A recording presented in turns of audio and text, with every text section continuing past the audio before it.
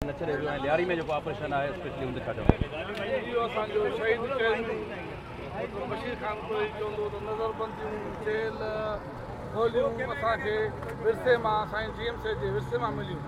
इहे असांजी राह में रुकावट कंहिं सूरत में न थी सघंदी। लियारी ऑपरेशन इहा असीं सिंधी क़ौम जी नस्लकशी सम्झूं था ऐं कंहिं बि सूरत में लियारी ऑपरेशन जे ख़िलाफ़ जेका ई मज़ामत थींदी, जेका जदोजहद थींदी, असां हमेशह उन अॻियां अॻियां हूंदासीं। असां अॼु साईं जलाल शाह खे बि अर्ज़ु कयो आहे असां शहीद जे 40 खां पोइ हिकिड़ो पुरअमन लियारी में मार्च जो ऐलान करे ऐं असांखे यकीन आहे साईं जलाल शाह ईअं कंदो, पर न त जीअं कोई मां इहो सवलो पंहिंजी पाण कुलनि ते खणी इन जो ऐलान जस्कम चेयरमैन शहीद बशीर कुरैशी जा जेके जुज़ा हुआ हुकूमत तव्हां वाइदो बि कयो, ख़ातिरी बि कराई हुई, छा उहो पहाड़ छो मोकिलिया विया?